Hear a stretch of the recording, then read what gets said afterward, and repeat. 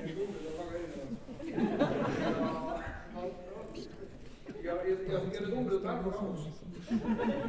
Jaa, sellepärast on täna tühjad. Aga ei, mida me teha nüüd, sa ei tea inimesed igal numbritest. Oleme Põhjamaa, oleme väike Põhjamaa ja nii edasi, nii edasi. Aga, armsad sõbrad, Mart, tahad sa tulla ka?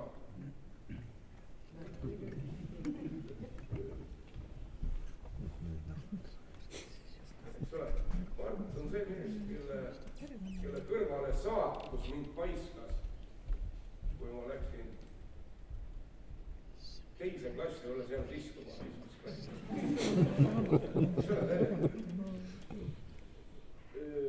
Küll, ma arvan, et vanemad inimesed on mul nõus, noored ei usu seda, aga mida aeg edasi, seda enam saan ma aru, et minust on saamas täiesti närune fatalist, et ei ole niisama juhuseid siin elus. See selleks. Mart, sa oled enne näinud seda filmi vist? Ei ole. 3 sõbrukest on siin. Nad nägid täna esimest korda seda filmi. Äkki te varustate meid küsimustega või tegelikult oleks mul, aga see on jälle egotriip, eks ole, et ma keksin tava peal ja nüüd mida mul sõbrukesed sellest kõigest arvavad, nad olid siin filmis ju sees. Ma loodan, et see on teile kätte puhul. Kahjuks suhtluse ainus niimoodi lihtsalt naljalugu on see, et ma olen viimasel ajal ennast põhimõtteliselt või põhiliselt Muhu saarele sisse sättinud ja eile õhtul ma loen täna hommikul kell 11 näidati seda filmi Ellamaa rahvamajas, kus mul läbi metsa 3 kilomeetrit käinud. Ma sõitsin Tallinnasse, suure riimiga tulin. Aga mine käid, sul ei ole autosse. Ma selle koera seljas sõidan.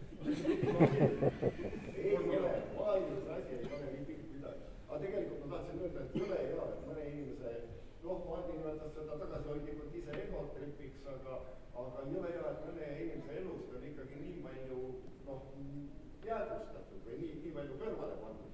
Oi jumal, neid asju on tuhandeid. Näiteks täna meie 3 klassivend Riho saatis ühe jäädustuse, ta elab praegusel hetkel Tartu linnas, mul peab üksi tulema arvutada. Kahjuks ta teatas, et ta ei saa täna siia Pärnusse tulla ja tähendab, on neid materjale on veel ja tuleb veel kusagist välja. Ma ei olnud selle peale, et tal on. No jube lahedad asjad on siin. Äkki oleks sobitunud. Muidugi filmi pikkus on 52, eks ole, on see slott. Sellist dokki ei tohi pikemaks teha, mida sa suhted teha. Kui ma oleks hakanud seda filmi tegema oma tahts, ilma kiuri, eks ole, siis ta oleks ikka tulnud 13 tundi välja. Nii pikki oleks tulnud, aga mingi tund 10 oleks kindlasti tulnud. Asjad ta lubasid ja tiigritest välja. Tegelikult saaks teise osa väga vabalt kokku. Jumal tänatud, et näiteks Mardi-suguseid leidus või kedagi. Tähendab, on elus asju, mis ei kao mitte kuhugi. Et kui sa hakkad selle asjaga tegelema, varem või hiljem saavad samad asjad sul ikkagi kätte. Mitte ma ei räägi alkoholismist. Aga niimoodi on. Sa varem või hiljem jõuad ringi kõige tagasi. Aga Hardi eluring on täiesti imeline. Ta on kogu aeg tegelenud nagu ühe sama asjaga. Noh, 3 ja 4. Nojah, aga see ongi elu võlu, et sa saad tegeleda, mis sulle parasjagu huvi pakub. Jah, seda saatus võimaldanud. Minu jaoks oli see film, on mingid veebsaidid ja täiesti nagu adekvaatsed veebsaidid, kus sa saad oma nime ja sünniandmed või midagi taolist toksida ja siis vajutada vastavat nuppu ja siis tekib sulle mingi sugupuu või sa näed, kust sa just nagu pärit oled. Minu jaoks tekitas see film samu tundeid, et Hardi tuli minu ellu ja mina tema ellu. Tegelikult aastal 80 kesk ja 86. aastal ma ühinesin Singer Vingeriga, Roald Jürlo, kes ka selles filmis esitas minu meelest absoluutselt ühe kõige parema niisuguse catchphrase'i, see ei pea huvitav olema, aga peab laps ei ole. Tema kutsus mind ansamblisse ja eks ma muidugi ju teadsin, mida Pärad Rust ja kõike seda ja neid filme ja värke, aga ometi oli see minu jaoks kuidagi nagu mingi oma sugupuu kuidagi tundma õppimine ja oli hästi nostalgiline ja hästi põnev ja hästi vahva vaatamine ja see mind ka hämmastab, kui palju on pildimaterjali sinu elust siiamaani olnud, et see tõesti on ilmselt väga unikaalne ja väga suur väärtus. No ega muidu ei oleks seda filmi tegema hakanud, sest et ilmselgelt on minust rohkem, ma olen sattunud filmida lapsest saati rohkem kui keskmine eestlane. Lihtsalt see lihtsalt on nii. Ja see nagu vabandab selle välja. Tänu Marti-sugustele näiteks. Ja ma ütlen, et see on täiesti... Ega hämmastav on see, et 2 Marti sattusid mu ellu. Üks neist on tegelikult ammu surnud. See on vaata, et üks põhimõte. Suurepärane Krist. Amanda. Jah, et kadunud Mart Tootsiski ja mina näiteks, nüüd hakkan mina rääksin.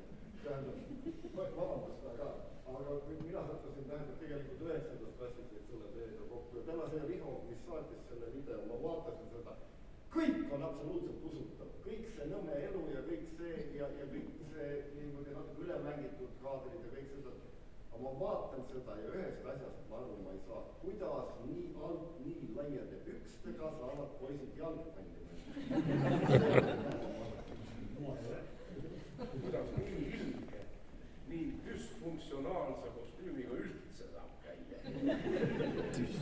Sorakil juuksed ja see on nii jube ja ometi, aga see oli magus, sest see oli keelatud, see ei toodud. 9. klassis oli meil matemaatikakontrolltöö, enamus inimesi lahkus, läks lihtsalt tunniks ajaks kuskile ära. Mina mäletan, et tol ajal oli Kalevi tänav, selle tänava nimi, ma olen keset Kalevi tänavat, padu pihta hakkas sada. Ja ma üritan üle ühe suure lombi hüpata ja tõmbasin jala niimoodi lõntsu, aga mis juhtus nende laile? Põlati maha. Ma ei tea, palju teist või kes teist seda mäletas, aga mina olin ainukene, kelle peale eriti ei erisetud, kus see eelmises tunnis oli, sest ma nägin meile nagu solgi, et sina koju teiste. Moe nime surm. Sa pääsesid eluga villus, kõik käisid. Aga äkki on armsakesed külalist teil küsimus. Muidu me jääme küll ära.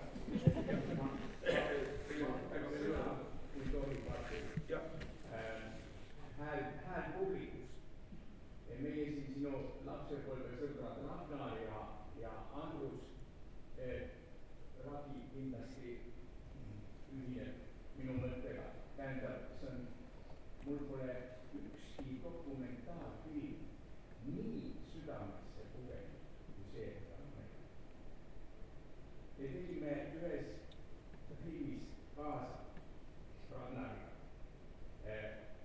Seal Vana-Pärnu sinu kodus, omanik ei olnud kodus. Oleks see minu teha, need on olemas, oleks need filmi sattunud, aga oli kiur selja taga. Seda ei ole, seda ei ole. Ja isa ema ei olnud sul kodus, meil oli vaba oli, meie emad olid sõbrannad ja tegime seda mitu päeva, seal käisime koos ühte filmi. Vahepeal käisime ujumas Vana-Pärnu Jõestul, oli seal ühe puu rahvast või tuli alla üks sõit, mille peale sai istuda kalla. Suur hoog auti peale keset Vana-Pärnu Jõge ja vette lasta ja seal võtti fantastilised mälestused ja oli mitmene selline laps. Alati aitäh ja soovin sulle. Suur tänu, see on väga südamesoojad ja nagu ma lubasin, need lõigud, kus teie olete tegelikult seal filmitud, need on olemas. Need ma saan. Panen üles. Ma ei tõstu häält siin selle pärast. Ma tean. See oli mitte ainukene kord, sest et need samad mis korraks viltsatasid see, mina olen nagu kasakanaise rolli. Ma pildistan, kes see oli, kes mingi omari võtta tuli külla, mingi kunstnikest tuli külla, nurga tagant ilmus välja. Ja mina pärast, kui seal saepuki otsast loom suus, seda tervis, kas omar? Oi, vabandust. See Villus oli maailma tase. no aga ega meist keegi ei kahetse mitte midagi, mida sellel ajal sai tehtud. Kahetsen seda, et miks me seda linti ei võtnud. No. Need olid ainult nagu mingid castingu jamad, et ainult fotod, eks ole. Aga keskajal ei teinud enam. Ei viitsinud enam filmi teha, see on jube kahju on sellest. Et see Pärnu filmitegemise periood jäi nagu algkooli aega. Aga paluks äkki mõtteid. Lihtsalt nimi, mille kandjad nii-öelda tegid veidi vale asja ja olid liiga populaarsed. See oli liiga populaarne bänd, tuli ta kuidagi ära kaotada, pärast avastati, et võiks ju midagi olla. Aga muutke nimi ära, see on fenomenaalne. Aga kahjuks, ma olen kogu aeg sellega etnutanud. Aegade algusest peale ma olen kogu aeg karjunud igal pool, isegi vaata, et laval, eks. Et me oleme ainuke bänd uus maailmas, kellega on selline asi juhtunud, kellel on peale sunnitud täpselt sama peaaegu koosseis, sama kõik lood samad peale, lihtsalt muutke nimi ära. Et selline eemalt peale sunnitud nimevahetus. Kahjuks on sellise saatusega muusikakollektiive on maailmas veel ja neist on isegi Eestis. ma räägin ühe naljaloo kohe märkusena, ega seal mingi loogika kehtis. Mina pean sabat tantsida saama. Ühesõnaga see lugu, mingi kuradi heliloojate komisjon, kus bändid pidid siis läbima selle ja mängiti need ette ja see oli isegi see periood, kus oli peaaegu õnnestus see lugu raadiosse saada.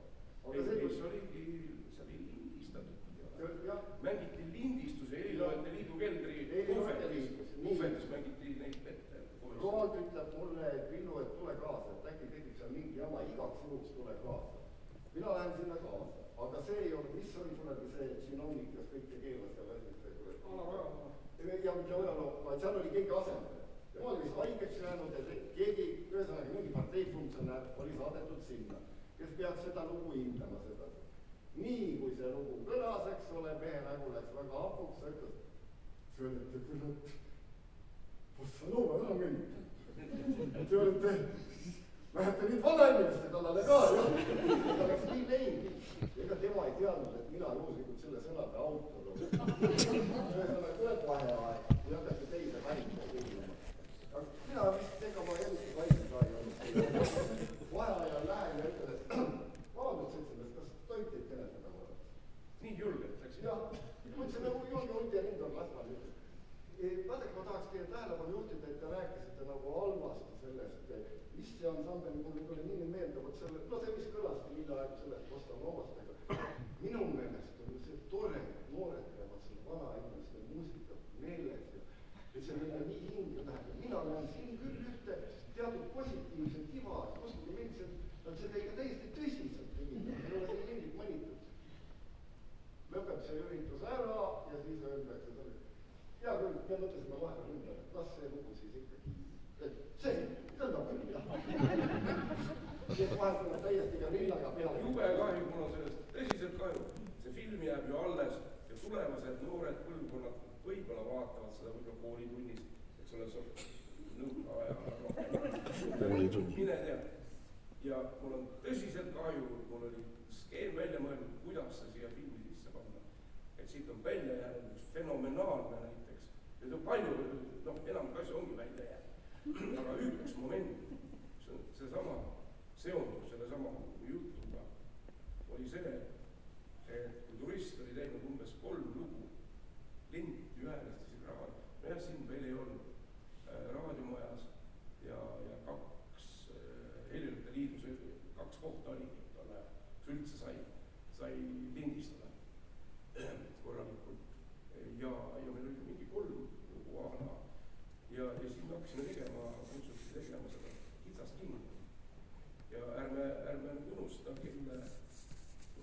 tähendab, kes oli noortesaadete selle saate just peatoimetaja isa, selle Reedakese, Reet Oja isa, oli väga tähtsa liiga